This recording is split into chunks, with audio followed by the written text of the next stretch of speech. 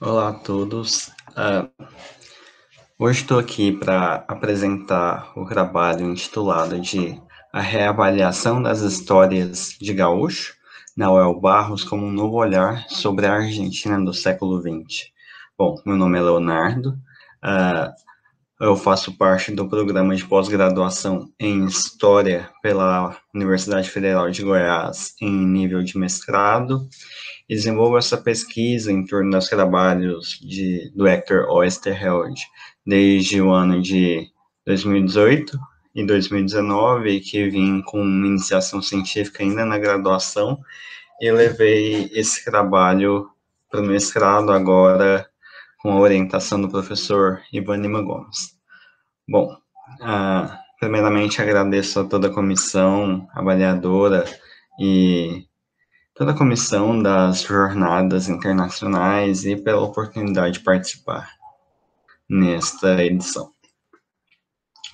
Bom, falando agora sobre o trabalho, nesse slide eu coloco as questões metodológicas que orientam a minha pesquisa daqui para frente. Esse, em questão, né, sobre Noel Barros, é um recorte da pesquisa, mas invariavelmente dialoga com toda a perspectiva geral do trabalho de dissertação. Então, terei 3 pontos aqui, guias, para me orientar nessa fala. O primeiro é sobre a nacionalização através do editorial, que se pauta sobre as narrativas e publicidade das questões nacionais, acerca da temática e edição. O segundo ponto são as representações das políticas de modernização, o Exército Nacional como metáfora das instituições argentinas do século XIX, contraste entre a orientação europeia de desenvolvimento e a barbárie indígena e o gaúcho. E o último ponto, as disputas pela representação da identidade argentina, que seria o gaúcho como representação das massas, ao passo de um olhar crítico a fim de desconstrução do mito fundador. Vou discutir isso com mais profundidade agora. No primeiro ponto, sobre a criação editorial de uma identidade nacional, que se localiza, né, no editorial como narrativa, em que fala sobre a criação de historietas por argentinos e sobre argentinos. Então, desde a fundação, de uma fundação política e cultural. No segundo ponto, o ciclo de publicação, que são os autores, editores, mercado e leitores como criadores, a influência direta dos procedimentos editoriais para a elaboração narrativa. Aqui eu me oriento com base na perspectiva do pesquisador Robert Darnton, no livro O Beijo de Lamuriette, em que ele fala que cada publicação impressa segue um ciclo e como que este ciclo editorial, partindo dos autores e se fechando nos leitores, se orienta a uma forma de que todas as etapas são, de fato, criação da publicação. Ou seja, a publicação literária ou de quadrinhos não se restitui apenas na narrativa elaborada pelos autores, mas completa-se também na materialidade do produto e na interpretação dos leitores em questão. Com base nisso, há a influência de todos os setores, com base em um novo ciclo de produção, ocasionando mudanças editoriais, narrativas ou autorais, a fim de orientar uma nova perspectiva que talvez agrade mais o público ou não. Então, aqui na UEL Barros, a gente vê bastante isso. Seguindo, entre representação e apropriação, as narrativas ficcionais como intermediação entre a realidade e a identidade. E é aqui que eu discuto, basicamente, esse ciclo em que os autores fazem essa mediação no uso e na apropriação da figura do gaúcho, comumente relacionado com a identidade argentina, e lança novas perspectivas de abordagem sobre aquele mito. Ou seja, a publicação de Noel Barros, ela orienta a leitura do consumidor a fim de guiá-lo a uma nova relação entre a figura do gaúcho, a figura da identidade, e a si próprio, dentro da sua realidade em contexto. Último ponto, que seria a reorientação de leitura do mundo, apresentação prática de práticas e estratégias para idealização da história e identidade, que é basicamente essa perspectiva em que se relaciona entre ao mito e a realidade do leitor, e dessa forma apresenta uma nova perspectiva sobre a sociedade e o contexto cultural, e essas intermediações fazem com que o leitor se identifique ou deixe de se identificar com certas perspectivas em determinados níveis. Aqui na ilustração eu coloco o anúncio de Noel Barros, que fala sobre uma nova aventura com sabor argentino. E nessa localização a gente pode entender como o sabor argentino de criadores argentinos, de Carlos Rume como desenhista e Oesterheld como escritor. Então, são dois argentinos contando sobre a Argentina, e é esse o segundo significado, em que há o sabor argentino de diversas formas, seja por questões culturais ou por questões de políticas e tudo mais. Seguindo, o Exército em Marcha, crítica à orientação europeia de nação. Vou um pouquinho mais rápido por causa do nosso tempo, então, já no primeiro ponto, sobre a crítica da formação institucional do Exército, formação a partir do despreparo e desconhecimento da realidade nacional, em que essa ideia da fundação da Argentina, a criação de uma identidade argentina, pressupõe-se em certas metodologias de modernização social e cultural. E nisso há um distanciamento expressivo entre a realidade popular e as ideologias práticas do governo em ascensão. Ou seja, se considera muito as questões modernistas, as questões do desenvolvimento social, e relega certos pressupostos marginais a essa concepção. Então, nessa primeira tira que estamos vendo à direita, retrata bem isso. Os supostos soldados modernizados, eles são confrontados pela cultura popular, né? No caso aqui seria uma bruxa indígena que fala para um dos soldados, que é esse ilustrado com mais destaque, que a morte se anunciaria para ele em forma de um cachorro. Ele vê um cachorro enquanto está em marcha, e isso remete todo esse contexto mais amplo, e ele se sente abalado. Então, a gente vê nesse primeiro momento como que há a interação entre modernidade e a suposta barbárie, quando os dois atuam em um mesmo contexto. Um segundo ponto, nessa parte, sobre a modernidade e a barbárie, suposto grau de intelectualidade ocidentalizada confrontada pela cultura nativa. Então, se localiza exatamente nessa questão que eu acabei de falar, sobre como que há essa interação mútua entre as duas partes e como que isso se dá em realidade. Ou seja, uma nova perspectiva sobre como que a fundação da Argentina acontece, não apenas pela modernização, mas também por um relacionamento entre a suposta barbárie e a modernidade vinda dos conceitos europeus. Em último ponto, o desprezo pelo nativo, a formação desigual e a vitória indígena por conhecimento dos pampas. Nesse primeiro momento, mostra de uma certa forma a soberba do exército argentino em achar que, apesar da comitiva com poucos homens, dá conta de indígenas pelo suposto grau de diferença. Então, um pouco mais a seguir, eles vão encontrar com um grupo de indígenas, e os indígenas, por conhecimento do território, por conhecimento da vegetação, de tudo relacionado à Argentina, eles conseguem sobressair com uma estratégia de batalha à frente do que estava sendo esperado pelos oficiais. Aqui seria mais o grosso da pesquisa, mas só que mesmo assim eu dou uma resumidinha, mas dá para compreender. O título seria Reescrevendo o Gaúcho, né, para essa sessão, enquanto Noel Barros como uma disputa pela memória do mito fundador. Então eu elenco aqui algumas questões, que seria o gaúcho, que Noel Barros faz aquilo mediante ao seu interesse.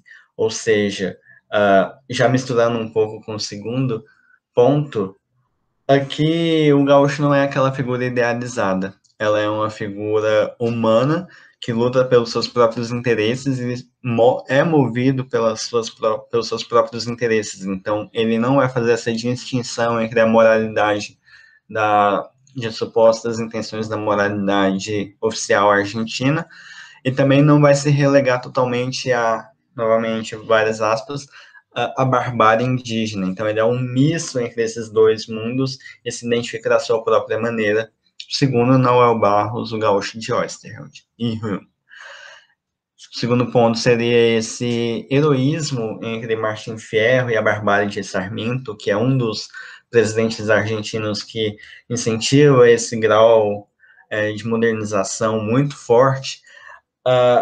O gaúcho ele fica como um impasse cultural, ou seja, em certas medidas ele é glorificado, sobretudo nas políticas do século XX, e ao mesmo tempo que ele é barbarizado, que é um recurso cultural a fim de superação, na ótica de Sarmiento. Então, sempre tem essa distinção muito conflitante entre as figuras e representações do gaúcho. Por isso eu coloco esse ponto, porque é importante entender que o gaúcho na Argentina tem uma série de disputas sobre as entidades políticas. E um último ponto para essa sessão seria o mito fundador como essência do nacionalismo contemporâneo, o imaginário do gaúcho para explicar o homem ideal no período da década de 50. Nesse momento, eu uso como base teórica os textos de Mark Bloch, que é um historiador que vai fazer a crítica desse ídolo das origens, em que você se restitui a sua significação do contemporâneo na figura do passado. Então, sempre há no passado a explicação para o que há no presente, possivelmente para o futuro. Então, é interessante perceber como que essa figura do gaúcho, sobretudo porque ela é uma figura muito discutida no século XIX, no período de formação de identidade nacional em vários países, não apenas na Argentina, mas é interessante como as políticas, sobretudo as políticas peronistas, recuperam essa memória do mito fundador a fim de explicar certos movimentos que aconteciam na sociedade na década de 50.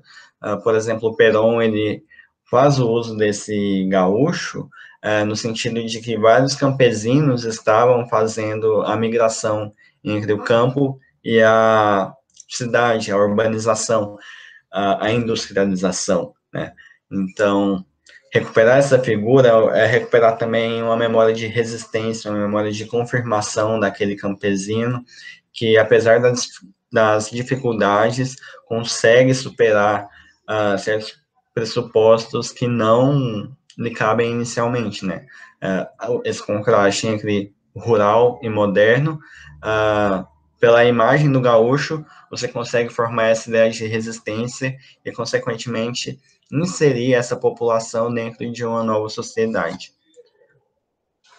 Já caminhando para o final, sobre a contextualização da história, escrevendo o gauchismo através da ótica humanista.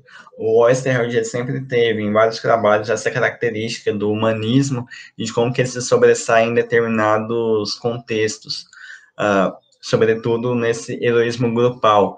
Então, elenco aqui a primeira questão, que seria a união entre três culturas, o indígena, o branco e o gaúcho, aliados em Noel Barros aqui enquanto título da série.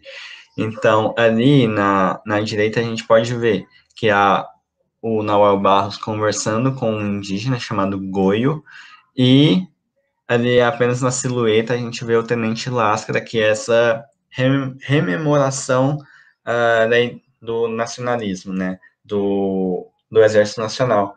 Então, os três vão se unir em um objetivo em comum, que é chegar em um fortim perdido, a fim de proteger o ataque que os indígenas estão fazendo naquele lugar.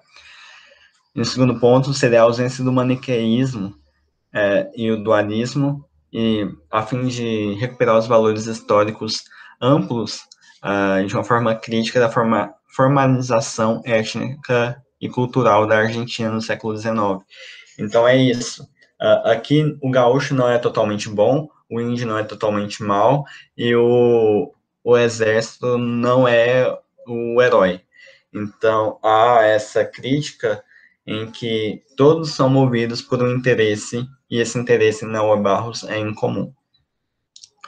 E, por último, essa subversão das histórias de western, porque Noel Barros ele vai se orientar a partir de uma perspectiva do faroeste, sobretudo do faroeste norte-americano. Então, vai falar sobre, além da idealização do inimigo, que é isso. Então, o índio ele vai ser aliado ao mesmo tempo em que está peleando contra o Fortim e tudo mais. Sobre as considerações finais, eu não vou ler o texto agora, mas só que a ideia geral é entender como que o gaúcho ele serve como intermediação entre a identidade argentina e a realidade cultural e social. Então, o uso do gaúcho pelas mãos de Oesterheld e de Hume são a fim de reorganizar certas perspectivas da década de 50.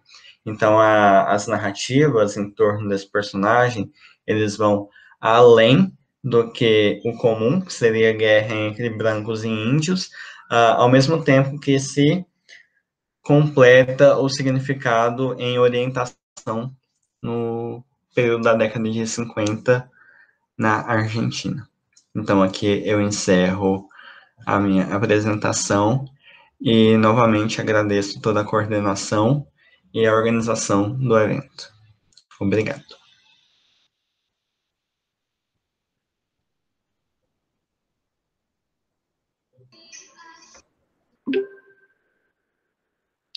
Boa tarde. Quero aqui agradecer a possibilidade de participar das Ciberjornadas. Meu trabalho que eu vou apresentar hoje nas Ciberjornadas se chama Prócer Zumbi e a Edificação da Nação Uruguaia. Agradecer a oportunidade de estar aqui com o professor Valdomiro Vergueiro, com o professor Nobuchinem e com os demais colegas que apresentam no nosso grupo no dia de hoje. Eu vou aqui compartilhar a apresentação.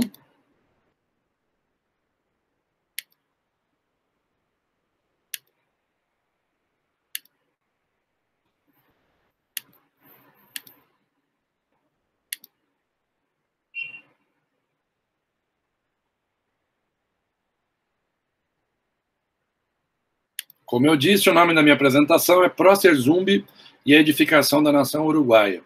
Eu sou o professor Tiago Modenese, do Centro Universitário dos Guararapes e do mestrado em Gestão Pública para o Desenvolvimento do Nordeste da UFPE. Prócer Zumbi é uma história em quadrinhos produzida pelo Silva Bros, né, e são do Uruguai.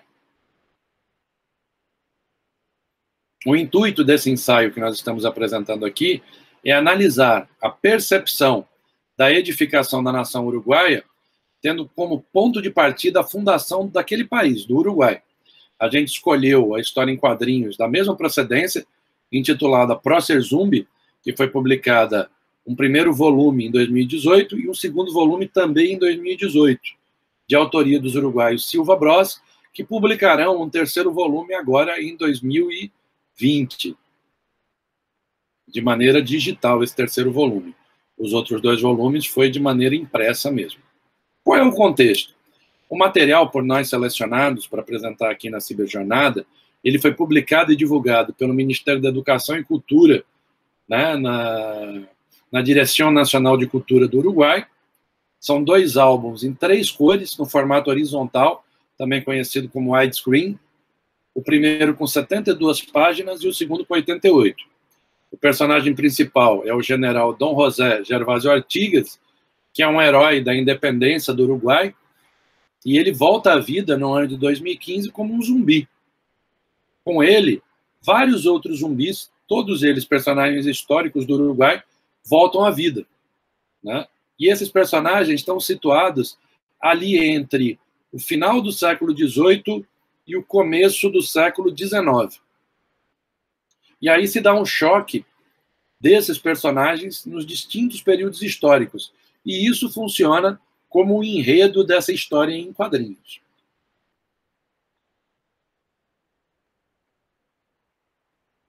Eu sou um pesquisador que trabalha a partir de Norbert Elias, e aí a gente discute esse contexto do Uruguai partindo do Norbert Elias, né, das teorias eliasianas, em particular sobre o processo civilizador.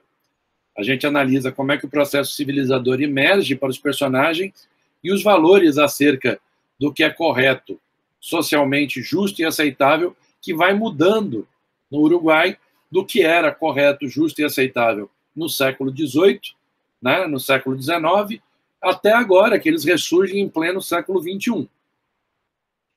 Quem nos dá esse olhar é o olhar do próprio Dom Artigas. Ele vai servir de guia e ele é reconhecido na história em quadrinhos como prócer zumbi.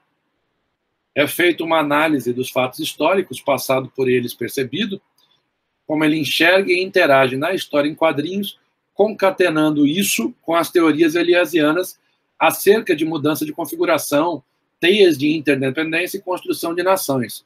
O prócer, o termo prócer, é utilizado na língua espanhola como líder, comandante, figura de destaque. A obra que a gente escolheu para analisar, ela também oportuniza a gente compreender e conhecer a história do Uruguai, a partir do desenho e roteiro extremamente bem-humorado dos autores, com uma qualidade gráfica diferenciada, que merece, inclusive, vir a ser publicada no Brasil. Eles não descuidam, de momento nenhum, da retratação fidedigna dos fatos que deram origem ao Uruguai. O Uruguai é um dos países mais jovens das Américas, uma das últimas repúblicas a serem proclamadas.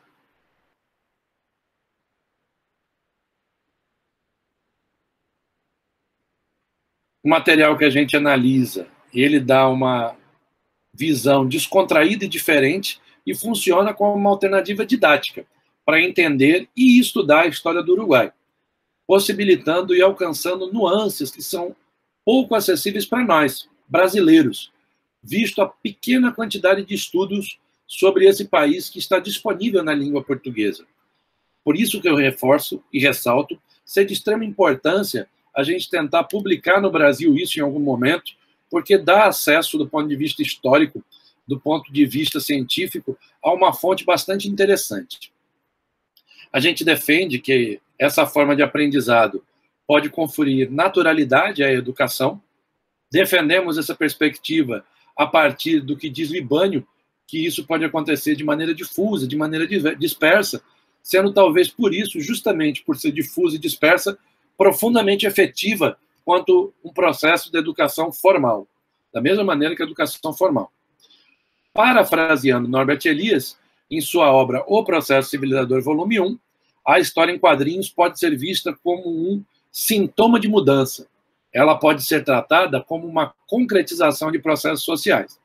Assim, do mesmo modo que Elias investigou a função social do rei, na condição de personagem com ações e comportamentos influenciados e influenciadores na sociedade, propomos fazer esse mesmo tipo de análise a partir da história em quadrinhos e da função do Dom Artigas prócer zumbi nela. Como é vista a educação em prócer zumbi, como a gente está dizendo, né? Ela é vista de maneira abrangente, né? A gente entende a educação como um processo abrangente que envolve processos sociais de formação de indivíduos pertencentes à sociedade. E, por isso, são contribuídos por ela, ao mesmo tempo que com elas contribuem, num processo profundamente freiriano.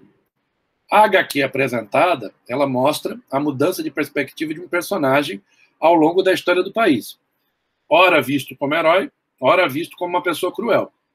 Fica evidente, por meio da evolução histórica da história, o caráter nacional de cada momento e sua atribuição a Artigas. Essa visualização e mudança de perspectiva de uma mesma pessoa com o passar do tempo demonstram quanto o indivíduo não se separa da sua existência social, segundo Norbert Elias. E nós passamos aqui a analisar as obras em si, começando com o volume 1. O primeiro álbum do Prócer Zumbi apresenta ao leitor a ressurreição do Artigas, no Dom José Artigas. O personagem volta dos mortos e pensa estar no Paraguai, visto que ele morreu antes da proclamação da independência do Uruguai. É de se destacar que o Artigas é tido como principal protagonista desse processo que levou à criação do novo país. A figura 1 mostra, ao fundo, a imagem dele mesmo, sobre um cavalo, retratado em uma estátua na cidade de Montevidéu. Quando vivo, o personagem já era chamado Prócer, alcunha ao qual os autores acrescentam no nome seu novo estado putrefato, né, de zumbi. Como exemplo das mudanças no Uruguai do século XXI, logo no começo da história em quadrinhos, ele sofre uma tentativa de assalto, como a gente vê aqui. Ó. Ele pega a roupa, né, do soldado, vê a estátua ao fundo, né, aqui no quadrinho, o primeiro quadrinho da linha de baixo, que mostra ele mesmo, e no último quadrinho tentam assaltá-lo. O herói mostra na figura 2 como a história oficial foi escrita de maneira que as suas falhas não fossem registradas, transformando em um símbolo do ideal nacionalista que levou à edificação da pátria uruguaia. Há de se destacar que a sua visão crítica do registrado e tido como um gesto de humildade dos que passaram a acompanhá-lo no século XXI. Quem estava acompanhando ele, quando ele dizia que ele não era tido ali, retratado da maneira correta, as pessoas achavam que ele estava sendo humilde. A maneira que a história e os fatos são registrados e narrados dialoga com as teorias do Elias, no que diz respeito à questão das mudanças de configuração e das referências do que é justo e correto em cada momento histórico pré-determinado, inserido em um contexto dado, amalgamando estruturas sociais e indivíduos. O álbum Prócer Zumbi, ele vai permitir diálogo também com o debate feito por Elias sobre a questão do civilizado e civilização. O autor entendia que o homem do Ocidente nem sempre se comportou da maneira que a gente está acostumado a considerar como típica ou como sintoma de civilização ao estudar períodos mais remotos de um processo civilizador. O autor constatou que a noção de civilizado possui várias conotações diferentes. Isso também cabe no Uruguai e no processo que levou à proclamação da República e o país nos seus dias de hoje. Aqui mais uma página da história em quadrinhos, aqui retratando ele analisando um livro de história e vendo que o livro de história refletia a história, mas escapavam nuances não tão brilhantes e brilhosos referentes ao personagem.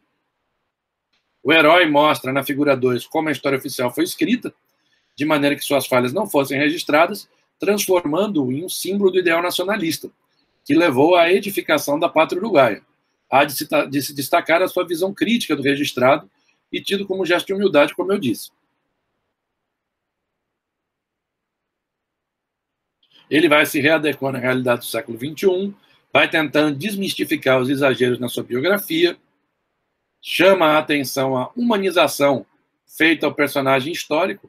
Na realidade, ele diz que ele era um bêbado, endividado, frequentador de prostíbulos, mas mesmo assim, com todas essas idiosincrasias, ele ainda era buscado pelos seus comandados para tomar decisões, como a gente vê na página 18. Ele ainda era um símbolo para os seus comandados. Tudo isso nos remete novamente a Elias, que compreendia o processo civilizador como algo ligado ao processo específico do crescimento psicológico nas sociedades ocidentais. Aqui mais uma página do volume 1, que fecha ele, e a gente vai para o volume 2. O volume 2 ele vai desdobrando, e após a reintrodução do personagem no século XXI, em que ele encerra o volume 1 se colocando como uma possibilidade de símbolo para o novo Uruguai do século XXI, ele vê frustrada no século XXI essas ideias, quando ele vê que o povo uruguaio tem uma nova referência a partir das redes sociais, e que essas geram distorções, gerando uma onda de populismo, disseminação de ódio e desconfiança, como aponta Dampoli em sua obra Os Engenheiros do Caos. O Dampoli comenta dizendo que mal se comenta um evento e o outro já está eclipsando, numa espiral infinita que catalisa a atenção e satura a cena midiática, tudo concatenado e organizado a partir dos algoritmos que direcionam o público para conteúdos mais extremos. O personagem, nessa nova realidade, acha melhor se retirar da cena pública e se expor menos, para reconstruir sua imagem maculada pelas redes sociais.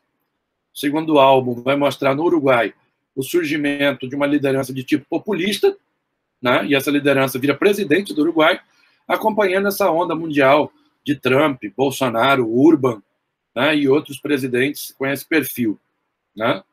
De maneira bem humorada, a história em quadrinhos mostra como as pessoas absorvem esses preconceitos e distorções numa clara mudança em nova acomodação social e psicológica no Uruguai do século XXI. Aqui a gente vê Prócer Zumbi analisando as redes sociais e, saturado delas, acaba a página lendo uma história em quadrinhos. A passagem do tempo vai mudar essa referência do Prócer Zumbi e da figura dele para os uruguaios. Isso o autor retrata como o Prócer Zumbi é visto pelos uruguaios em 4 momentos históricos. Né? Em 1811, que leva até o processo da independência do Uruguai, somente a Batalha das Pedras, né, que ocorre em 1811. Em 1850, já com Artigas morto, ele é retratado já como prócer, e a elite o tratava como um bárbaro sanguinário, mas utilizava da sua imagem, como a gente vê aqui, ó, em 1811, ele retratado como um ícone da Batalha das Pedras, e já aqui em 1850, a elite nos cafés, os bem vestidos aqui dos primeiros quadros, o retratando como um bárbaro sanguinário. E já aqui em 1923, ele sendo retratado como um símbolo, né, já sóbrio, com rosto limpo, cabelo bem penteado, bem cortado, do que seria esse novo Uruguai do século XX. Né? Os Silva Bros mostram também como ele foi usado por um símbolo da ditadura militar, né, que mantém Dom José Artigas como símbolo do país e explora o fato dele ser militar, colocando ele como um símbolo da ordem, mas não da liberdade, como visto em 1923. O símbolo é o mesmo, muda o contexto, o impacto social e psicológico nas pessoas, em sua individualidade e coletividade. O Artigas é ressignificado em cada momento histórico, e o Elias acreditava que esses símbolos tinham a ver com a emoção humana, seu controle, a maneira como é pautada e adequada ao que seria aceitável em cada contexto social em época determinada. Aqui é a retratação da ditadura, né? E a utilização dele como justificativa. E a gente conclui dizendo que o Prócer Zumbi tem a capacidade de capturar o melhor da linguagem dos quadrinhos, foge do estereótipo de uma obra meramente histórica e descritiva, temperando sua narrativa com humor, reflexão e muita ação, e consegue manter os fatos históricos em evidência, valoriza e analisa e atualiza ao olhar do século XXI, apresentando o herói nacional com sua fragilidade, nas suas contradições, destacando seu lado humano, limitações e idiosincrasias no século XXI. Casar a obra do Silva Bros com os escritos de Elias se dá de maneira dialética, e se ela se articula e se completa. Prócer Zumbi consegue colocar em prática e demonstrar as teorias do Elias, as alterações de configurações, valores, teias de interdependência e a influência e força dos fatos passados no Uruguai, presente em toda a história em quadrinhos, sem nenhuma articulação intencional e explícita com as teorias eliasianas, consegue fazer emergir uma reflexão de sociedade uruguaia que muito se aproxima do pensamento do Elias. A educação surge como um espaço importante de leitura e releitura da história daquele país. Em se tratando do Uruguai, cuja história da independência ainda mostra algumas contradições, pensar o processo civilizador desse país levanta questionamentos que vão além de uma identidade nacional. Revisitar um personagem problematizando-o e ressignificando na apresentação no contexto atual possui o sentido de que há muito alguns grupos de historiadores de praxis defendem.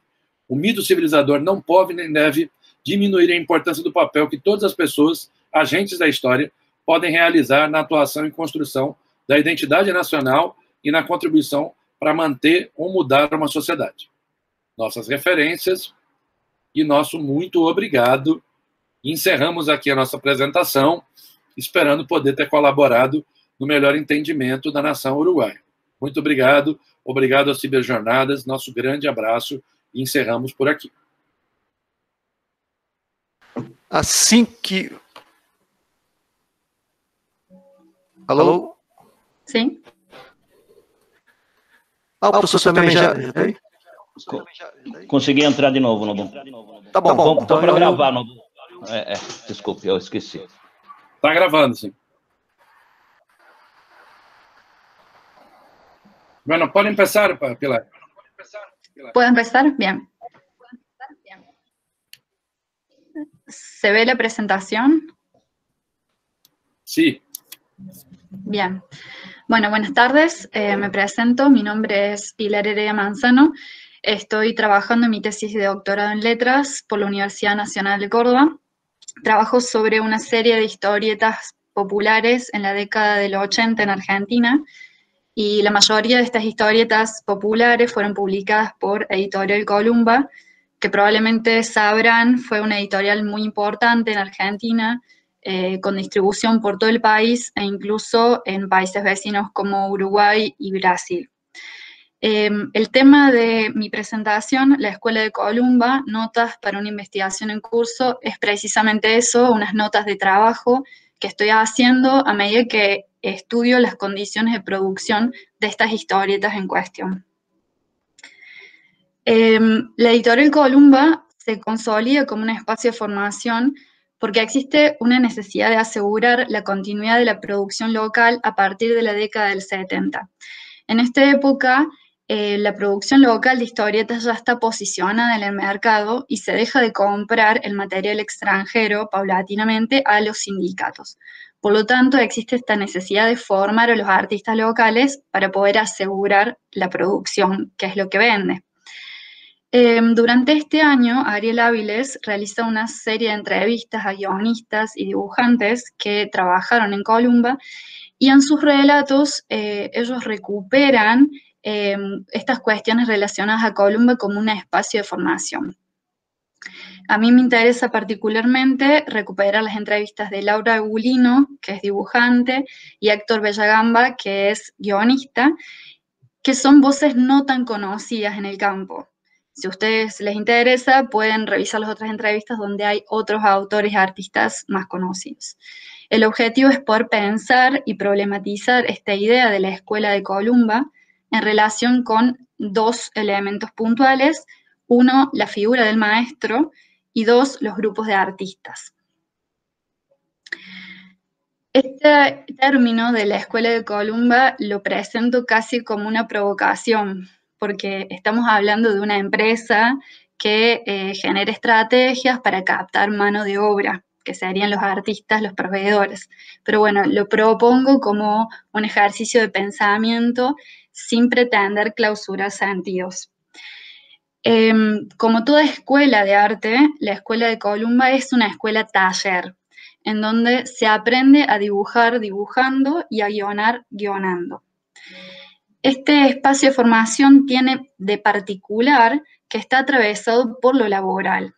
Hay un mercado al que hay que abastecer, que tiene una demanda permanente de historietas, y también existe esta cuestión de la remuneración proporcional a la cantidad de trabajo producido. Es decir, a mayor producción, mayor es la paga que recibe el artista. Por lo tanto, muchas veces la cantidad va en desmedro de la calidad de las historietas que se publican.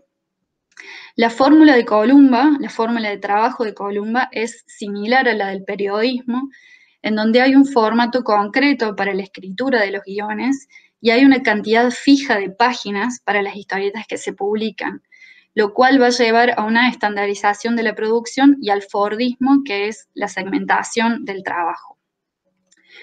Laura Gulino, dibujante, ingresa a trabajar a Columba a fines en la década del 90, que es cuando la editorial ya está en su ocaso, pero esta condición de espacio de formación está bastante consolidada.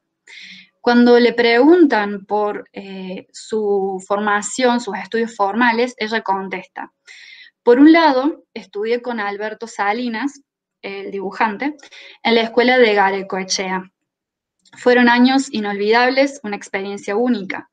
Por otro, tuve un gran maestro particular, Antonio Presa, que era jefe de arte en Columba. Él me abrió las puertas de este mundo y me enseñó muchísimo. Cuando entré a trabajar en Columba, Presa me prometió que todos los días dedicaría 1 hora de su tiempo para seguir mi trabajo y enseñarme todo lo que necesitaba saber. Y así lo hizo. Bueno, podemos ver, por un lado, la figura del maestro. Salinas, que en la escuela de Garaikoetxea le enseña dibujo, particularmente, y Antonio Presa, que en Columba le enseña el oficio de historietista.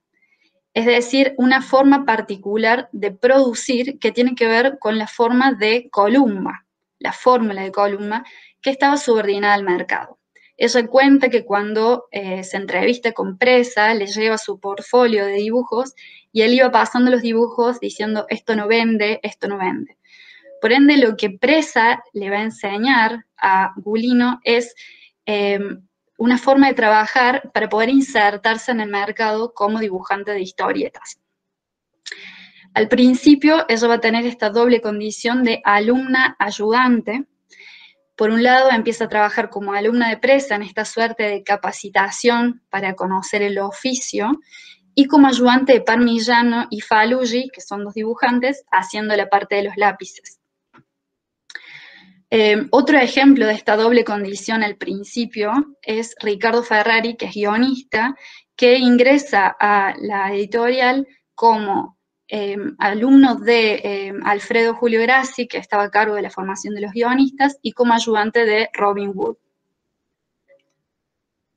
Bueno, vemos por un lado este aprendizaje por imitación, ¿sí? Siendo ayudante de otro artista que ya está posicionado, que está consagrado, lo que queda es copiar ese estilo. Entonces, hay un aprendizaje por imitación de un estilo particular y también un aprendizaje de las reglas del juego. Hay que copiar el estilo que vende hasta que se puede independizar, que es lo que sucede con Gulino cuando finalmente puede hacer sus propios historietas. También hay un aprendizaje del sistema diferenciado de evaluación, y en este punto lo pienso como sucede en las escuelas, en los colegios, cuando muchas veces los estudiantes aprenden cuáles son las reglas del juego y aprenden a aprobar los exámenes. Por un lado, los guiones son evaluados rigurosamente, hasta tienen un número de evaluación, son seleccionados y asignados a dibujantes respectivamente, y los dibujos reciben correcciones mínimas porque se entregan con poco tiempo antes de la publicación, entonces se hace lo mínimo en corrección. También existe esta adopción de la fórmula del trabajo de Columba como herramienta de trabajo por quienes ingresan de jóvenes y se forman en el oficio bajo estas condiciones y que después van a seguir trabajando de la misma manera aunque trabajen para otras editoriales. En este punto se podría pensar que hay una continuidad de esta escuela de Columba, de esta forma de trabajo. En el caso de Belagamba, él ingresa a trabajar para Columba de manera indirecta, porque asiste a Gerardo Canelo con los dibujos y después a Carlos Bock con los guiones que estaban sobrepasados de trabajo, entonces piden ayuda. Se ve, por un lado, esta versatilidad de paso de dibujante a guionista, pero puntualmente lo que me interesa es esta tercerización del trabajo a partir de arreglos informales entre artistas, que en definitiva todos son proveedores de la empresa, y que da cuenta de esta informalidad de la relación laboral. Acá lo que él cuenta es que tanto Canelo como Bock van a compartir sus honorarios con Belagamba y Columba no sabe nada de esto, es decir, ellos le van a pagar de su parte a Belagamba por el trabajo en el cual está ayudando. Después sí, Belagamba va a trabajar directamente para Columba como ayudante de Robin Wood. Él va a contar: en realidad yo nunca dejé de ser un recién llegado. Casi todos los flacos se conocían desde la adolescencia, amistades que generalmente arrancaron en escuelas de dibujo. Yo entré en pista casi a los 30 años. Después más adelante cuenta en relación a su trabajo como ayudante y por qué deja de hacerlo. Seguramente dejar de laburar para Robin Wood fue un gran error. No tengo dudas de que habría crecido y aprendido mucho al lado suyo. Pero yo quería otra cosa. En esa época tenía muy buen ingreso y escribía porque me gratificaba. Tal vez si hubiera necesitado ganarme el mango escribiendo, la historia hubiera sido otra. Bueno, acá vemos varias cuestiones. Por un lado, la formación de grupos de trabajo vinculados por la amistad y no necesariamente a través de Columba. Él habla de estos amigos que se conocieron en las escuelas de artes y que siguen trabajando juntos. Y que sucede mucho particularmente con los dibujantes, que tienen esta forma de trabajar en equipo. Allí los artistas trabajan de manera horizontal, es decir, artista a artista, no hay artista ayudante como en el caso anterior. Y pueden producir para distintas editoriales. Un caso es, por ejemplo, el estudio Géminis, donde se reúnen artistas varios que están trabajando para distintas editoriales y trabajan en conjunto, pero es como para tener esa mente de camaradería. Por otra parte, está esta captación de los nuevos talentos. Vimos cómo Belagamba empieza a trabajar de manera indirecta para Columba y después termina trabajando directamente como ayudante de Wood. Columba entonces se nutre de la dinámica grupal entre dibujantes particularmente, que es muy común en las escuelas de artes, porque bueno, los guionistas no abundan. De ahí que también Columba se preocupe en desarrollar una suerte de escuela de guionistas a cargo de Alfredo Julio Grassi. Y por último, existe esta diferencia en los grados de participación y permanencia en el campo, según las trayectorias y las expectativas de cada artista. Tienes 5 minutos. Bueno, Sí. en el caso de Belagamba vemos que él tiene un trabajo estable por fuera de la historieta, por lo tanto no le interesa someterse a las reglas del juego, que sería copiar el estilo de Wood, para poder posicionarse en el campo de la historieta. A él le interesa poder desarrollar su propio estilo, por eso es que decide salirse de Columba. A diferencia, por ejemplo, de Armando Fernández, que también es guionista y que va a trabajar como ayudante de Wood, y que no le va a importar esto de tener que copiar un estilo porque él quiere posicionarse en el campo de la historieta como guionista. Bueno, algunas ideas finales. Vemos que se trata de un espacio de formación diverso, trazado por vínculos laborales con distintos grados de informalidad. Esto se ve, por ejemplo, en la tercerización del trabajo, con estos arreglos informales entre artistas, y la remuneración diferenciada entre artistas y ayudantes. Sería quien pone el nombre que va a salir en la publicación, va a recibir una mayor remuneración que quienes participaron en las distintas partes del trabajo. Tanto dentro como fuera de la empresa existen figuras que asumen el rol de maestro. Ya vimos, por ejemplo, Presa como jefe de arte y Salinas como profesor de dibujo para Gulino. Y grupos de artistas que se forman a partir de vínculos horizontales, artista-artista, y verticales, artista-ayudante. También la Escuela de Columba se sirve de estos grupos de dibujantes que se forman por fuera de la empresa, que podría pensarse como una incorporación de las otras escuelas a su escuela. Pensar Columba como una escuela subordinada al mercado implica necesariamente problematizarla, y pienso en algunas temáticas para seguir desarrollando esta problemática, como la escritura y el dibujo por encargo, la tarea de imitar determinado estilo de un artista consagrado y la segmentación del trabajo, el aprendizaje del oficio vinculado a la estabilidad laboral, si se tiene un trabajo estable por fuera de la historieta o no, la apropiación de la fórmula de Columba por parte de artistas que después van a seguir trabajando de esta misma manera para otras editoriales, el trabajo en simultáneo para varias editoriales. La Escuela de Columba funciona como un espacio de encuentro y de paso para varias generaciones de artistas que con diversas trayectorias y diversos posicionamientos conviven en un momento determinado. Esto me hace pensar en esta idea de hacer escuela entendida como conseguir una continuidad y desarrollo.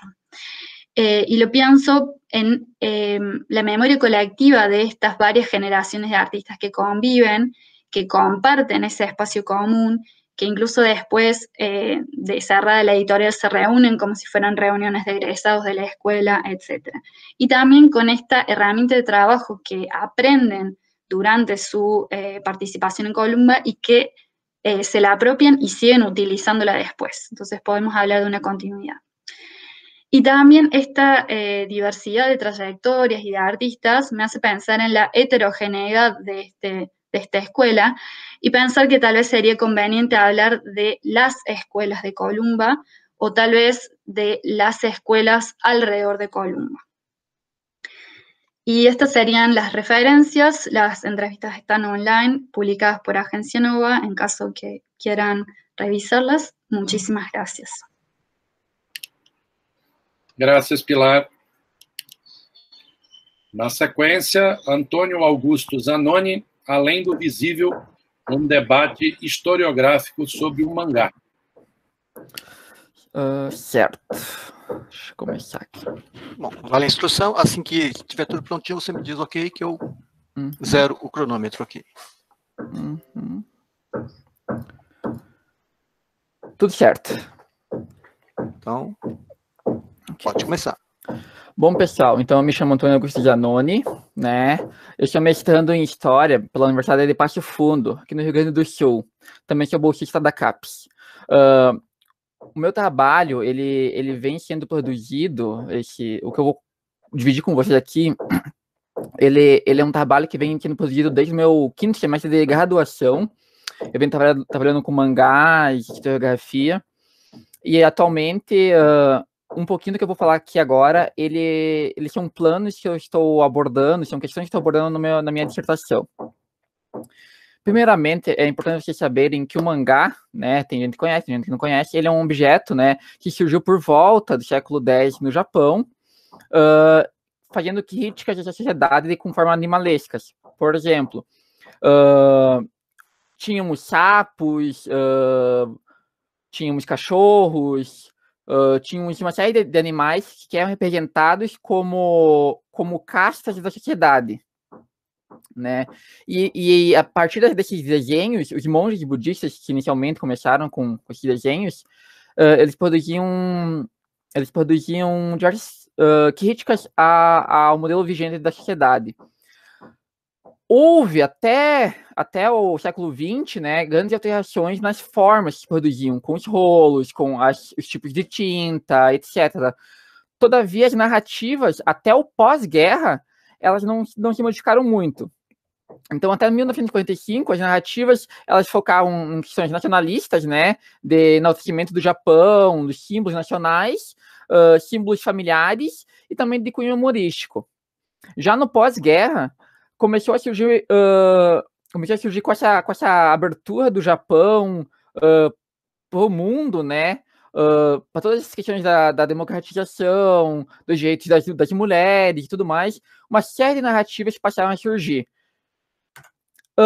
E por isso que eu gostaria de falar um pouquinho sobre, então, a questão do mangá e a historiografia, que é a escrita da história. Como você vai escrever a história a partir do mangá, ou melhor dizendo ainda, como o mangá ele pode ser entendido como uma escrita da história, né? O mangá, ele em si é feito de imagens, né? E temos que saber que a imagem, ela é uma linguagem, como todo mundo aqui que tá presente, né? Pensa em seus trabalhos. Portanto, ele apresenta questões subjetivas de quem o escreve, assim como de quem o lê, né?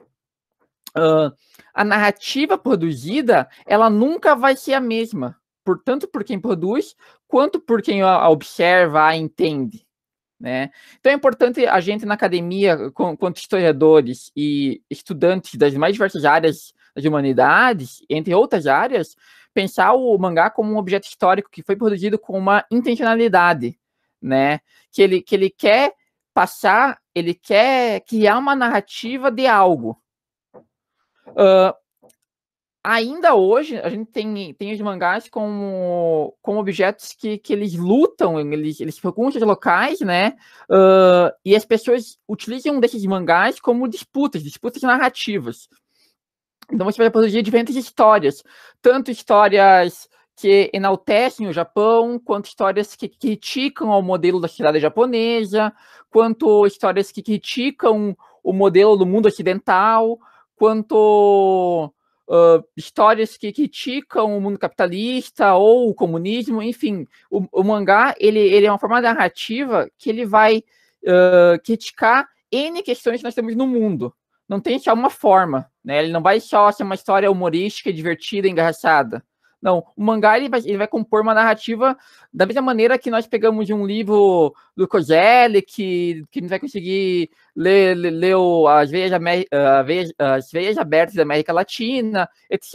Ele vai ter, cada qual, uma potencialidade, que ela tem que ser explorada por quem o estuda, né? Todavia, o mangá ele tem perdido um pouco de força, o mangá quanto o objeto em si, né, quanto ao livro, ele tem perdido um pouco de força em detrimento da questão da aceleração do tempo. Ou seja, as pessoas não têm mais tempo de pegar o mangá, né? E isso eu falo no contexto internacional, não no contexto interno do Japão. As pessoas não têm mais tempo de pegar, ou não têm mais vontade de pegar o mangá, comprar, ler, passar aquele tempo lendo o mangá, seguir toda aquela história de vários capítulos, várias unidades, né? Eles preferem absorver as formas mais concisas dele. Ou seja, eles acabam vendo o anime, que você bota na tela, você vê aquela história em geral um pouco mais concisa, tu não tem que fazer o esforço da leitura, é apenas de observar, né? Tu não tem que fazer o esforço de uma análise. Em geral, as narrativas nos animes, elas estão mais dadas. Aqueles frames que você tem que, na sua imaginação, no mangá, pôr, né, na diferença dos quadrinhos, já está toda posta no anime. Então, você não tem que fazer o esforço de imaginar o que acontecia nesse intervalo, né? Juntamente com isso, nós temos a busca do lucro, né? Então, você produz brinquedos, produz filmes, produz roupas, eventos para que esses produtos, que não só o mangá, mas a partir do mangá são produzidos, né? Eles partem de uma ideia de serem geradores de lucro, né? Por isso, o mangá ele vai fazer o quê? Ele vai acompanhar as ondas de representação. Se tá em voga, tá sendo falado num contexto mais global, assim, estão todos falando de zumbis, cavaleiros, nessa cultura pop, né? Então, um mangá que quer vender, que vai buscar um lucro maior, vão ser mangás que vão falar daquelas narrativas, além de, claro, daqueles que vão produzir essas ondas de representação, né? Entretanto, a gente ainda consegue observar, observar tanto na prática quanto nas séries de documentação, que ainda temos um preconceito instaurado. Na questão ocidental, para com o mangá, que esse objeto é um objeto distante, um objeto que as pessoas ainda não conhecem muito, que os pais, nossa, um coisinho que lê de trás para frente, que aborda uma série de questões que não fico confortável com, né? Porque o mangá ele vai trabalhar uma série de questões que normalmente para o pensamento ocidental são tabu, né? Então o mangá ainda é visto como um material do mal, né? Que influencia de forma perniciosa os adolescentes, as crianças, ou ainda que quem lê, quem enquanto adulto, né, lê, é uma pessoa infantilizada e tudo mais. De qualquer maneira, o mangá ele não encontra um espaço de fala, ele não encontra um espaço de uso. Para as crianças, ele é um objeto do mal, que vai influenciar de forma negativa. Para adulto, é objeto de criança, né? E eu te dois exemplos aqui. O primeiro exemplo, então, a gente tem o They Called Us Enemy, que é um mangá do George Takei, que é um mangá, esses dois mangás que eu vou trazer aqui, que também tem o Goodbye, do Yoshihiro Tatsumi, eles estão sendo estudados por mim na minha dissertação. Ambos vão trazer questões da memória, das ausências, das presenças, das dificuldades que os japoneses passaram durante a Segunda Guerra e na posterioridade da mesma. Nesse caso, no caso esquerdo, né, a gente pode ver que nós temos um campo de realocação. Aquelas pessoas, elas moram nos Estados Unidos, são descendentes de japoneses, só que elas foram realocadas. Por quê? Porque elas têm o fenótipo do inimigo, né? Elas têm a aparência do inimigo. Então, elas precisam ser realocadas para proteger a nação, né, americana do mal que elas poderiam vir a produzir, né?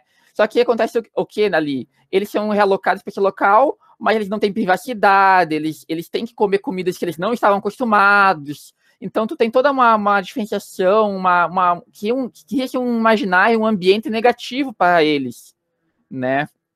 No lado direito, a gente pode ver o evento da bomba de Hiroshima. No dia que cai, é enviado, então, um soldado, né, para tirar fotos do local, para ver como que estava a situação daquele local, daquela bomba, quais foram os efeitos. Então, ele passa o dia tirando fotos, né, e ajudando as pessoas do local no dia da queda da bomba, né. Essa bomba, até no primeiro quadrinho, tem pessoas naquele trem tentando descansar. Quando ele vai chegar perto e tirar foto daquelas pessoas descansando, ele vê que são corpos queimados. E ainda continua passeando pela cidade, ele vê que em alguns locais você consegue ver uma sombra, uma silhueta do corpo da pessoa. A pessoa não tá ali. Aquilo que ficou foi a sombra que a pessoa fez para com a luz da bomba, né? Então, ele vai tirando fotos desses locais, vai tirando a maioria das fotos que ele conseguir, né? A quantidade de fotos que ele conseguir, para mostrar que essas questões dos corpos e tudo é uma coisa negativa, né? Foi o efeito da bomba, e mais tarde nós, historiadores, nós temos que produzir narrativas que demonstrem que sim, que a partir dos mangás e das narrativas produzidas pelos mangás, e quem viveu dessas memórias transpostas nos mangás, a gente pode criar narrativas que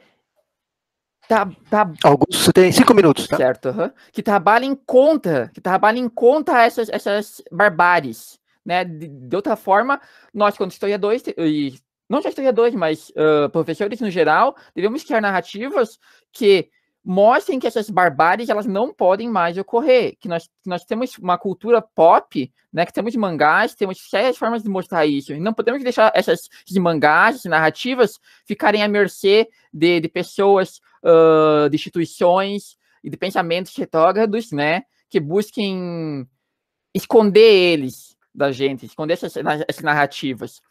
Por isso, eu trouxe no meu último slide aqui a questão da presença na ausência. Por exemplo, nós temos o mangá do Game Pés Descalços. Na narrativa do Game Pés Descalços, que acho que é o mangá mais comum, quando se fala de retratar a Segunda Guerra no mangá, ele traz uma série de vezes que ele está comendo arroz, ou ele busca arroz, ou tudo quando ele fala de comida é em relação ao arroz. Então, o arroz é a comida base. Mas, sendo o arroz a comida base, sendo o arroz a presença no mangá, a gente sabe que está uma ausência de toda uma outra alimentação, de carne, de vegetais, etc. E que acarretou na morte de muitas outras pessoas. Pela ausência de ter nutrientes para cuidar dos seus corpos já devastados pelos efeitos da guerra, pelas bombas, pelo calor, por N questões, né? Então é importante, quando a gente vai trabalhar não só o mangá, mas trabalhar essa cultura pop, quadrinhos, filmes e tudo mais, ver as ausências que estão naquilo lá, porque as ausências elas vão revelar presenças, e vice-versa.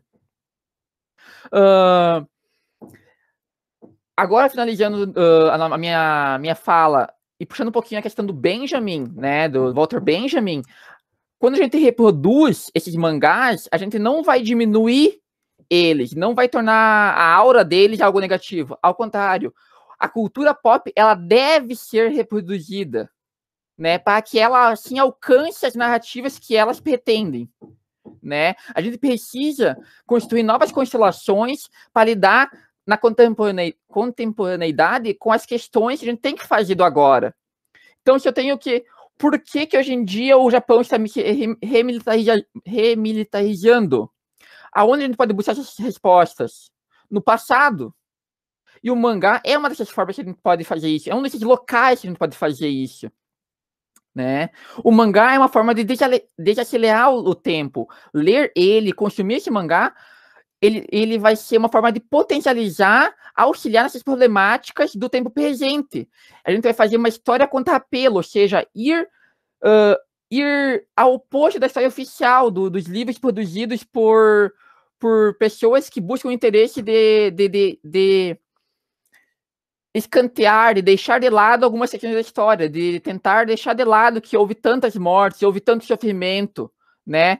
Em geral, o mangá ele vai ser um ótimo objeto para ver essas questões que muito quer ser escondida da história oficial, que muito que não deve ser vista, pois ser visto vai ter um olhar pernicioso para com a globalização, para com os outros países. Com isso, eu encerro minha fala e aqui algumas referências da minha produção. Muito obrigado. Obrigado, Antônio. Na sequência, países fora do eixo, sátira política e estereótipos em Itália. Gustavo Montalvão Freixo. Gustavo, é com você.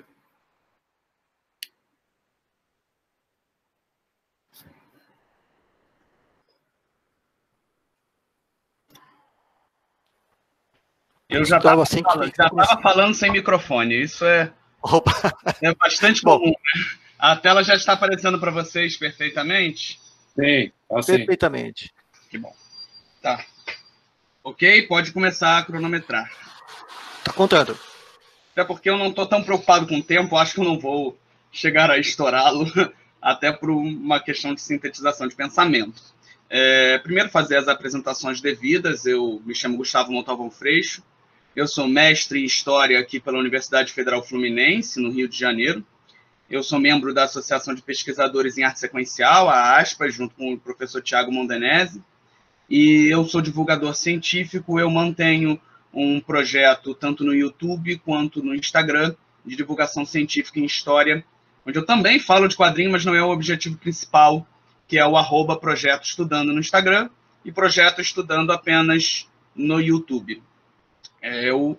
Eu geralmente utilizo os meus artigos ou resumos expandidos para poder fazer algumas experiências conceituais ou metodológicas. Então, eu não é parte de um trabalho maior, eu não estou trabalhando com essa publicação em uma monografia ou em um projeto de doutorado ou coisa parecida. Eu gosto de pegar esses volumes separados e aplicar determinados conceitos, fazer algumas experimentações e, assim, aumentar o escopo da minha pesquisa em geral. Esse ano eu tenho me inclinado bastante a trabalhar com mangá, e esse eu acho que o terceiro trabalho que eu escrevo durante esse ano, usando o mangá como objeto e fonte, certo? Tentando já começar a apresentar um pouco mais a obra, em 27 de setembro de 1940, se reuniram os principais representantes da diplomacia do Japão, da Alemanha e da Itália em Berlim, e assinaram o Pacto Tripartite. Esse pacto que define a criação do que a gente viria a chamar de eixo, muitas vezes chamado até de eixo do mal, aqui pelas potências ocidentais.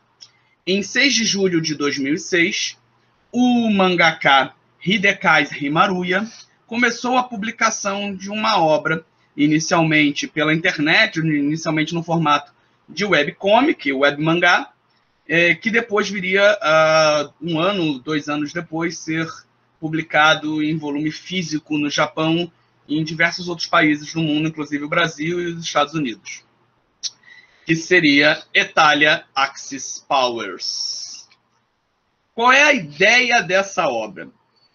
Essa obra vai trabalhar acontecimentos históricos reais dentro de uma interpretação do seu autor e algumas aventuras inusitadas criadas por ele mesmo, cujos personagens principais serão versões personificadas das potências da Segunda Guerra Mundial. Então a gente vai ter o Itália, o Japão, o Alemanha, o Estados Unidos. Quase sempre são rapazes, existem algumas moças. O volume, a produção, ela ainda está em continuidade, volta e meia ele lança na internet.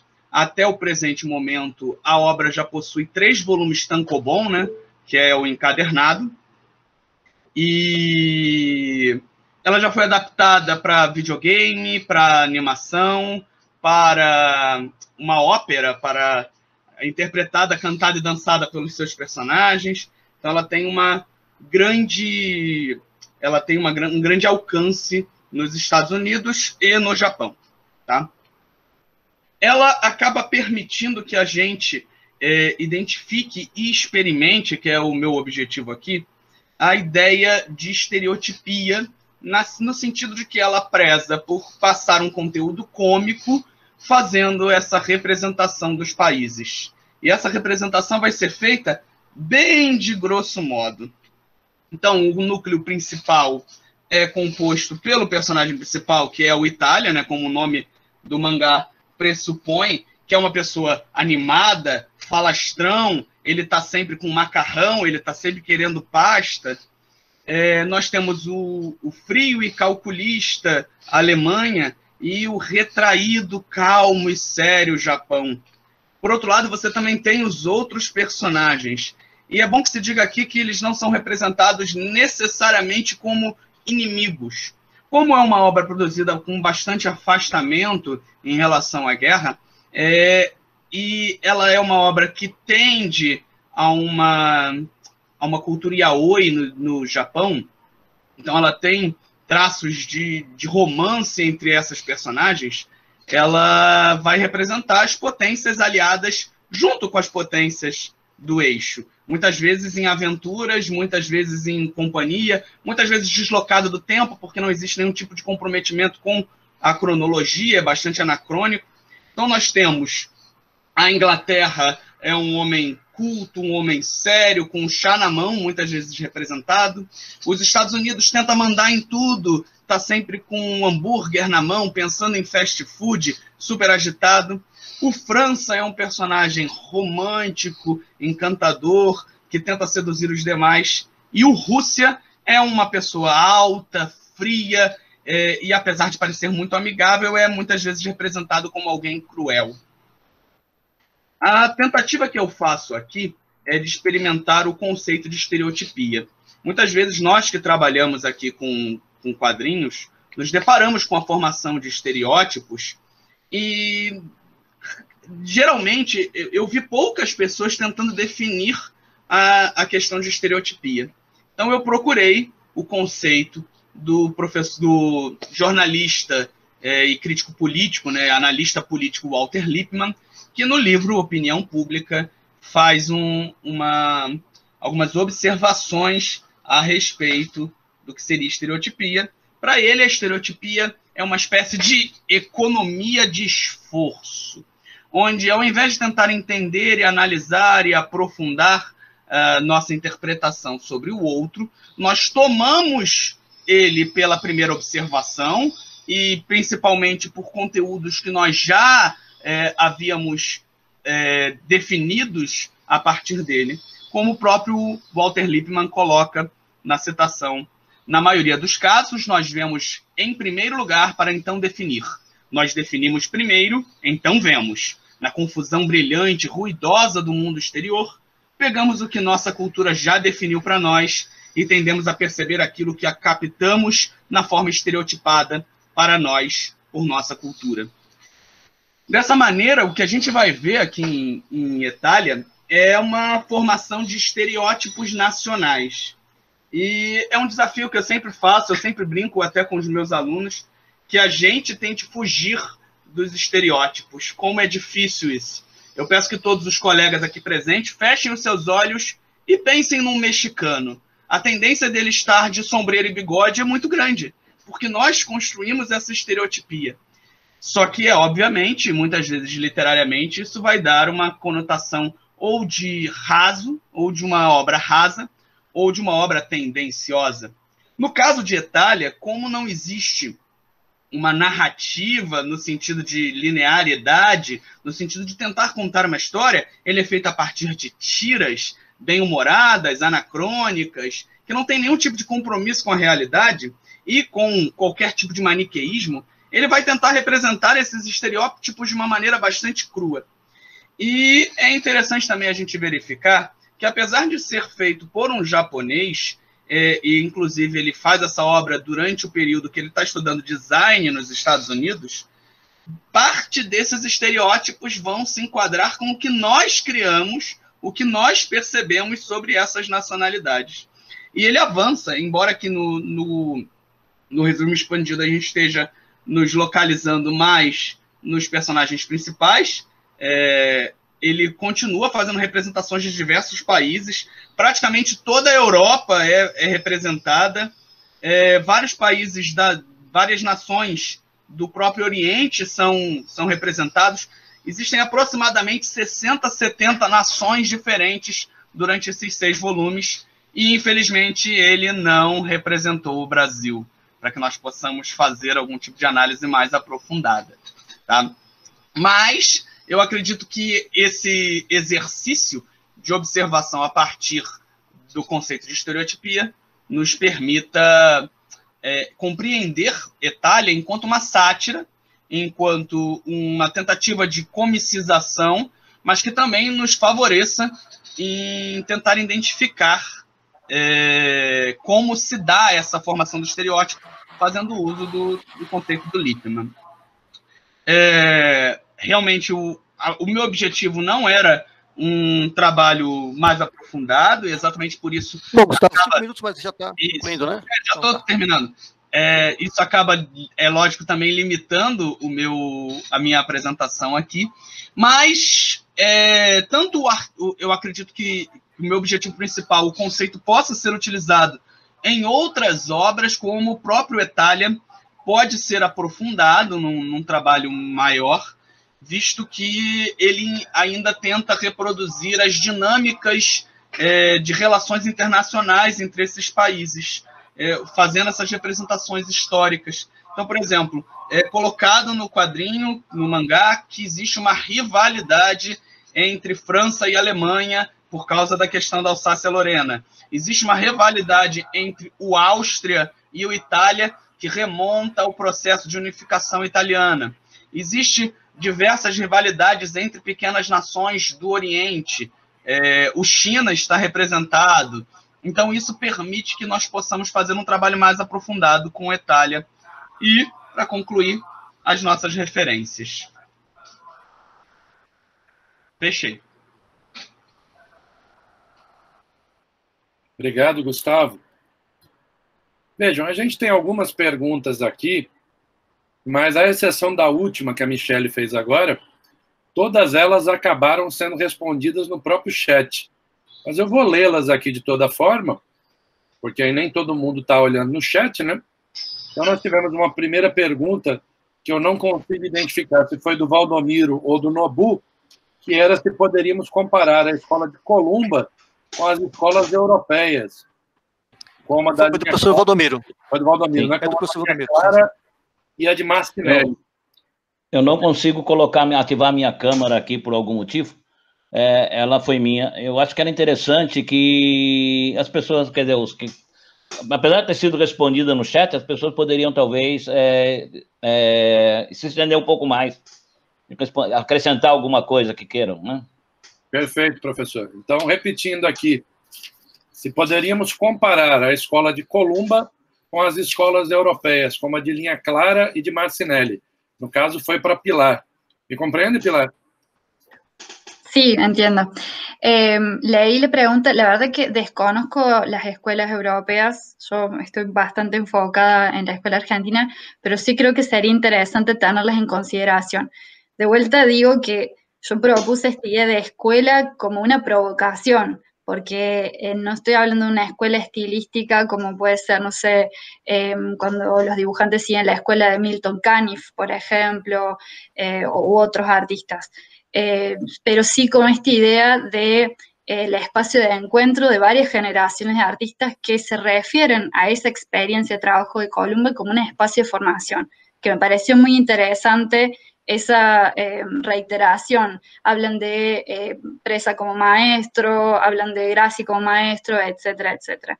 Creo que me parece muy válida la observación para poder compararlas con las escuelas europeas o con otras escuelas y ver cómo funciona. Yo la verdad que desconozco, pero sería interesante, así que muchas gracias por el aporte. Graças, Pilar. Eu perguntei ao Augusto, ele também já respondeu no chat, mas eu vou ler aqui, se ele tinha dados que corroborassem essa diminuição expressiva do consumo de mangá.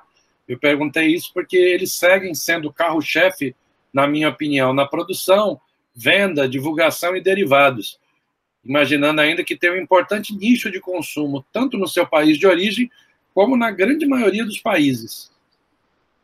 Augusto pode responder. Microfone, Augusto, microfone.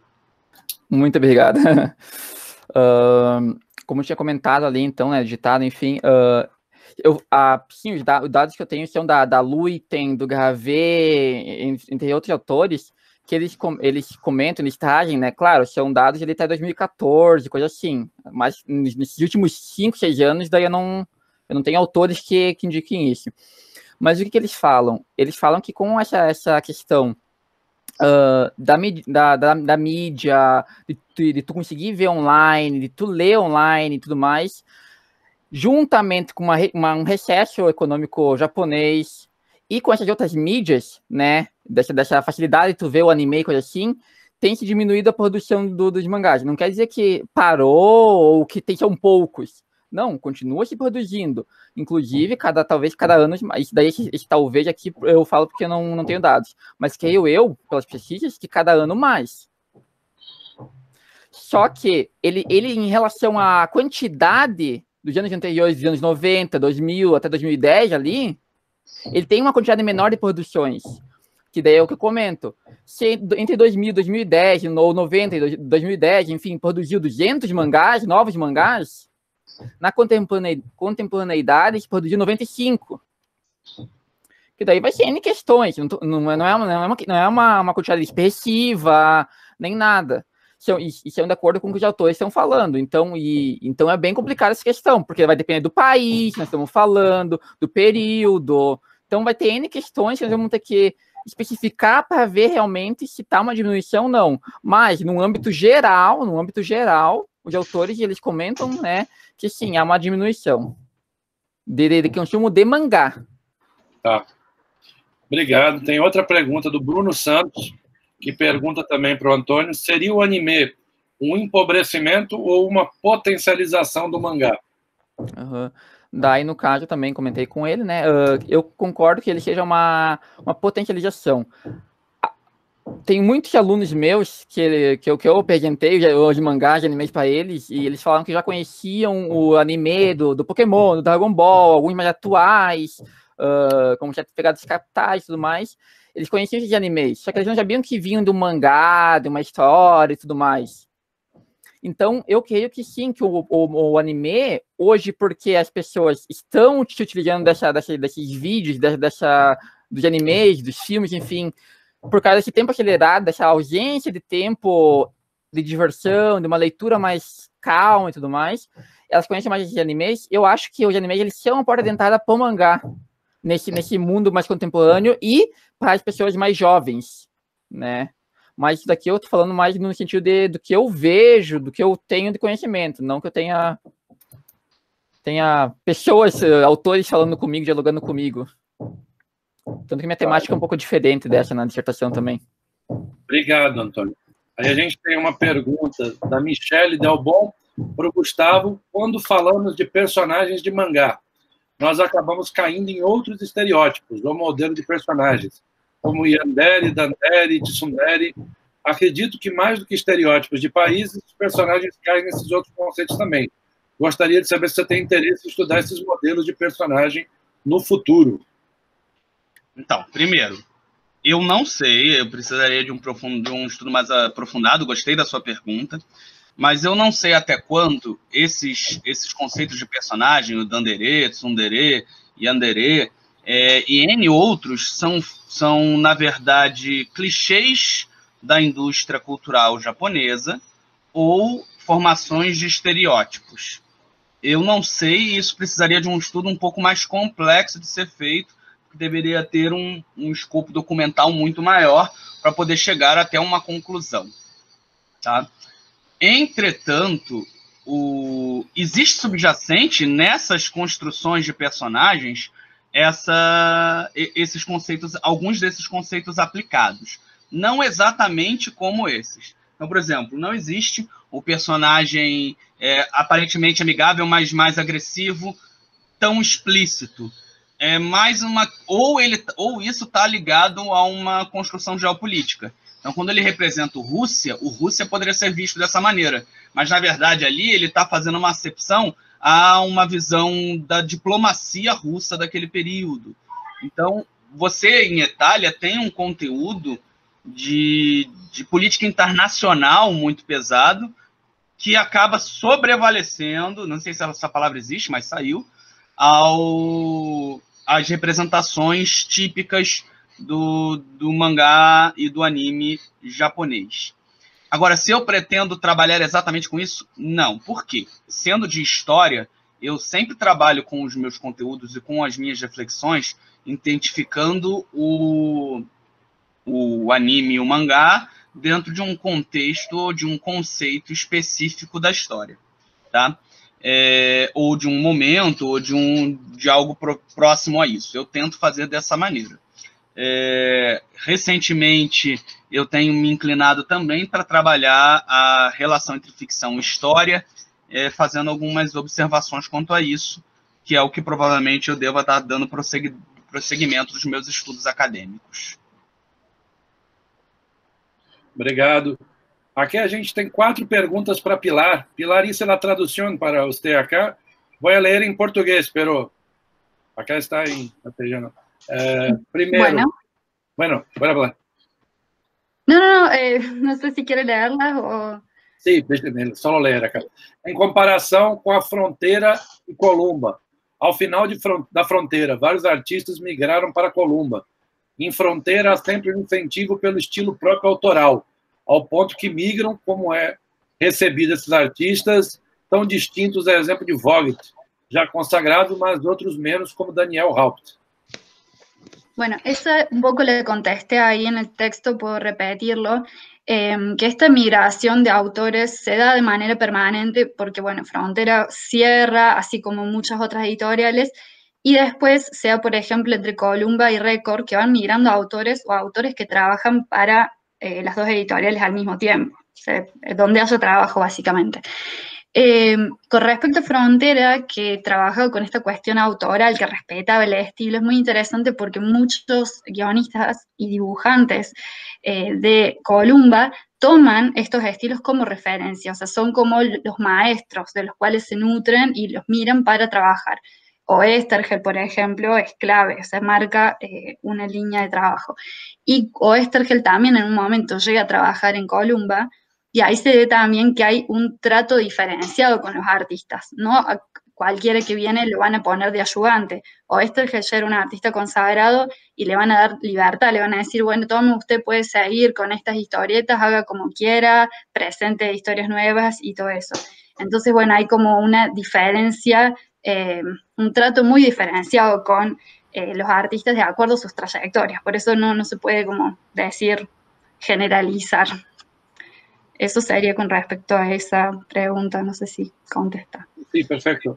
A outra pergunta aqui é: o mercado argentino desenvolve uma característica própria de trabalho industrial desde Dante Quinterno.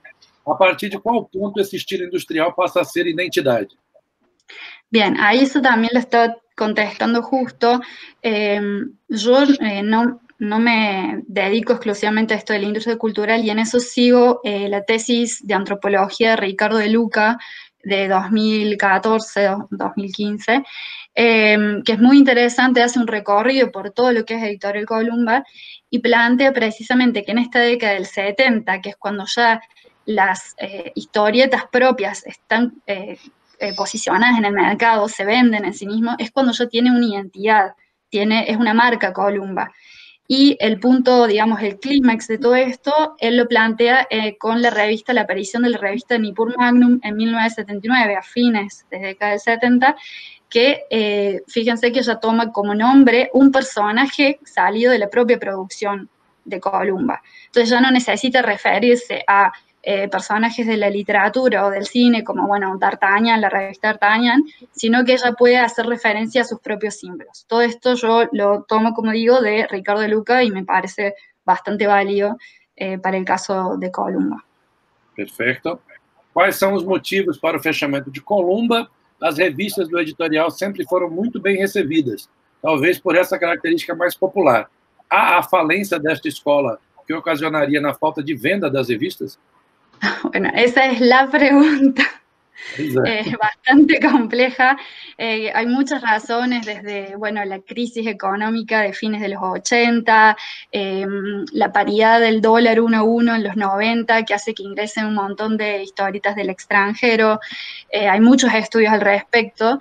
Y también se habla de una como mala política dentro de la editorial para poder adaptarse a todos estos cambios socioeconómicos que están pasando y pierde esa capacidad de retener a sus trabajadores, porque, digamos, toda esta cuestión de la escuela era un poco una negociación con la mano de obra, de generar algo. Por ejemplo, si tengo un artista que es bueno, que vende, pero viene Record y le ofrece un mejor sueldo, o a Europa o algo, necesito negociar para darle algo que se quiera quedar. Entonces pierden esa capacidad de negociación y sumada a la crisis económica se terminan yendo los artistas y bueno, no lo pueden manejar, pero es una cuestión bastante compleja que no se puede contestar simplemente, hay muchas cosas dando vueltas ahí. É o tempo, né, professor Valdomiro? Não, na verdade, estava testando se eu conseguia voltar com a imagem, não tem. Ah, tá. A última pergunta, Pilar. Como eram recebidos autores novos, digo, em exemplo, a Rob Wood, caso me lembro bem. Em Columba, ele escreve pela primeira vez historietas. Ao tempo, ele desenvolve novas características de roteiro em Nippur de Lagash. Como editorial recebe esses autores? Bueno, en el caso de Robin Wood, sí, que no sé si conocen la historia, que él presenta este guión y que es bienvenido. De todos modos, tiene como ese pequeño momento de capacitación de cómo escribir los guiones según el estilo de la editorial. Y también el caso de Robin es una persona que aprende muy rápido, es muy permeable, muy observador. Entonces, en poco tiempo ya entendés cómo funciona, ya lo dejan que él vaya. Y entiendo muy bien cómo era el perfil de la empresa y qué es lo que se puede vender, qué es lo que lee la gente, y bueno, ya escribe. Era un tipo que iba absorbiendo, no sé, lo que estaba en el cine, lo que estaba en la literatura y producirlo. Ese es el caso de Robin, que es muy personal, pero habrá otros casos de gente que no tiene esa capacidad de adaptación o de percibir cómo funciona la empresa, cuál es el perfil, qué es lo que quieren, y necesitan más tiempo en esta especie de capacitación, de trabajo con algún artista, con un guionista, ya sea con Presa o con Grassi para guiones y para dibujos. Entonces no era igual, es eso que digo del trato diferenciado de los artistas, depende de cada persona, es así. Graças, Pilar. E tem uma última pergunta para mim, que é do Gustavo, se na fala que eu fiz sobre o Prócer Zumbi 2, tem uma crítica aos políticos na rede social, se há referências explícitas ao Bolsonaro e ao Trump. Explícitas não, tem até desenhos que lembrem ali o Trump, mas o Bolsonaro não. Mas o estereótipo é muito bem retratado. E é uma grande sacada, porque no primeiro volume ele faz toda uma construção em que o Prócer Zumbi, dando spoiler aqui, acaba o primeiro volume entendendo que tem que ser uma referência, tem que ser um cara a ser seguido, e no outro volume ele é desconstruído pelas redes sociais. Ele é destruído e desconstruído pelas redes sociais. O Prócer Zumbi está com o terceiro volume agora para sair entre esses dias, agora no mês de outubro, comecinho de outubro. Publica pra gente ler, Thiago. Então, esse é o spoiler. Eu estou negociando para publicar em português, mas há uma ressalva dos autores de ele ser um material muito uruguaio, com dificuldades, inclusive, idiomáticas. Várias expressões no texto que não seriam de fácil entendimento. Né? Mas nós estamos ali numa negociação, o desenho é belíssimo, o roteiro é de um humor refinado, valeria muito a pena publicar em português, né? Mas a gente está, tipo, eles me exigiram que o tradutor fosse um uruguaio que falasse português. Aí não é fácil, entendeu? Não é fácil, mas a gente está tentando. Obrigado, acho que é isso. Professor Valdomiro, professor Nobu, passo a palavra para vocês para a gente fechar. Então, agradeço ao Thiago pela coordenação.